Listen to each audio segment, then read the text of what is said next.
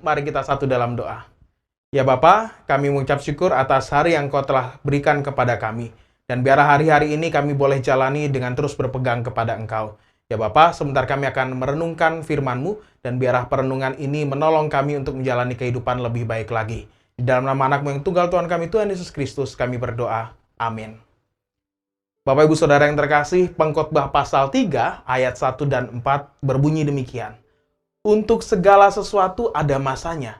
Untuk apapun di bawah langit ada waktunya. Ayat yang keempat, ada waktu untuk menangis, ada waktu untuk tertawa, ada waktu untuk meratap, ada waktu untuk menari. Bapak Ibu Saudara yang terkasih, sudahkah kita merasa bahagia di tahun ini? Mumpung ini sudah mau menjelang akhir tahun. Jadi saya boleh dong bertanya kepada Bapak Ibu Saudara, sudahkah di tahun ini Bapak Ibu Saudara merasa bahagia? Pasti ada yang sudah merasa bahagia ya. Pertanyaan selanjutnya, apakah Bapak Ibu Saudara selalu merasa bahagia di tahun ini? Ya, mungkin nggak banyak atau mungkin nggak ada yang jawab selalu bahagia. Tidak Pak, di tahun ini saya nggak merasakan bahagia itu banyak. Saya merasa ada kesedihan. Dan bahkan saya merasa bahwa tahun ini tahun yang tidak menguntungkan buat saya. Kadang-kadang ada yang bilang bahwa tahun ini adalah tahun apes. Usaha saya tidak bagus, pekerjaan saya begitu-begitu saja. Ya, inilah perjalanan kita di tahun ini.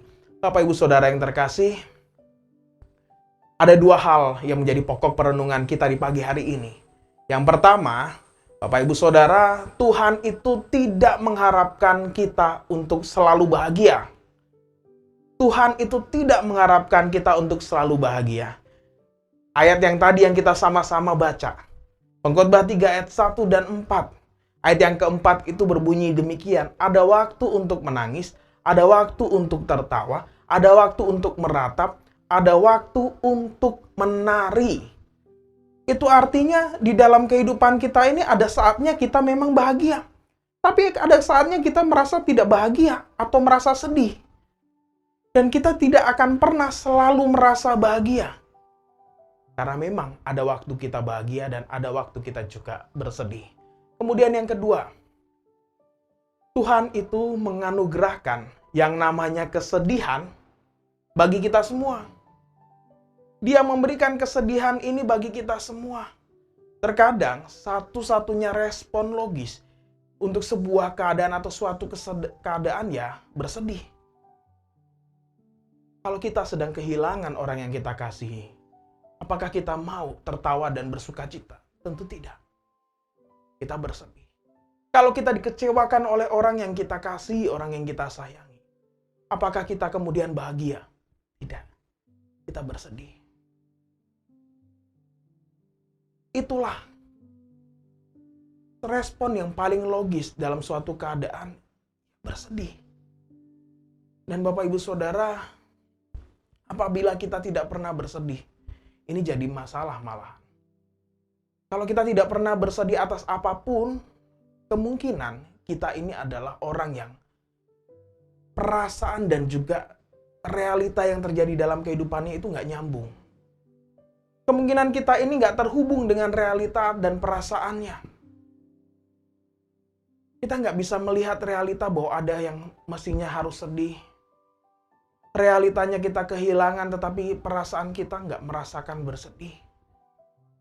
Dan yang kemudian Bapak Ibu Saudara, atau kita ini tidak merasa atau hidup di dalam kasih. Kita tidak dikasihi, dan kita juga tidak mengasihi. Kenapa saya katakan demikian? Karena kalau kita mengasihi atau dikasihi orang, ketika kita melihat orang lain sedang ada di dalam kemalangan, tentu kita akan berempati dong. Tentu kita juga akan merasa kehilangan yang sama yang orang itu rasakan. Ketika mereka ada dalam kemalangan, kita berempati juga ikut merasakan apa yang sedang dirasakan. Itu kalau kita ada hidup dalam kasih. Makanya, kalau sampai kita tidak pernah merasakan yang namanya kesedihan, ya ini. Antara kita tidak terhubung realita dan perasaan, atau kita tidak pernah hidup di dalam kasih. Bapak Ibu Saudara, Kesedihan itu memang merupakan emosi yang menyakitkan.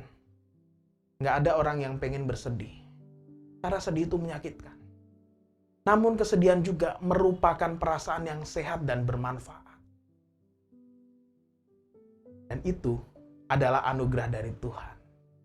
Tuhan menganugerahkan kesedihan ini buat kita. Karena Tuhan tahu bahwa kesedihan ini adalah sesuatu yang sebenarnya sehat dan bermanfaat. Ini adalah alat yang Tuhan berikan kepada kita untuk kita dapat melewati transisi kehidupan kita. Untuk kita dapat berkembang dalam kehidupan kita. Untuk kita dapat melewati setiap masa dalam kehidupan kita. Mungkin kita pernah berkata, saya ini gak suka merasa sedih. Ya sekali lagi, siapa juga yang senang dengan kesedihan? Tentu kita gak pernah berharap. Dan kita juga gak bahagia atau gak senang ketika harus sedih. Tapi sadarilah, tidak semua yang bermanfaat bagi kita ini terasa enak. Begitu juga rasa sedih ini dalam hidup kita. Meskipun ini tidak enak, tetapi rasa sedih itu bermanfaat. Kesedihan ini adalah anugerah dari Tuhan. Tuhan berikan kepada kita untuk kita bisa terus berproses dalam kehidupan ini. Jikalau saat ini kita akan menghadapi kesedihan atau sedang menghadapi kesedihan, jangan berkecil hati. Lihatlah bahwa ini adalah alat yang Tuhan pakai untuk kita bisa berkembang, bertumbuh dalam kehidupan kita. Di hari ini, meskipun saya mengajak kita untuk merenungkan tentang kesedihan, tapi biarlah hari-hari kita tidak terus terkungkung dalam yang namanya kesedihan. Tuhan memberkati kita. Mari kita satu dalam doa. Ya Bapa, kami mengucap syukur apabila di hari ini Engkau mengingatkan kami kembali bahwa sukacita, kebahagiaan adalah anugerah-Mu, tetapi kesedihan pun juga merupakan anugerah-Mu. Engkau memberikan setiap masa dalam kehidupan kami ini. Dan tolonglah kami di dalam menghadapi setiap apa yang kami hadapi dalam kehidupan kami, setiap peristiwa pergumulan kami, setiap masa yang ada, kami terus berpegang kepada Engkau.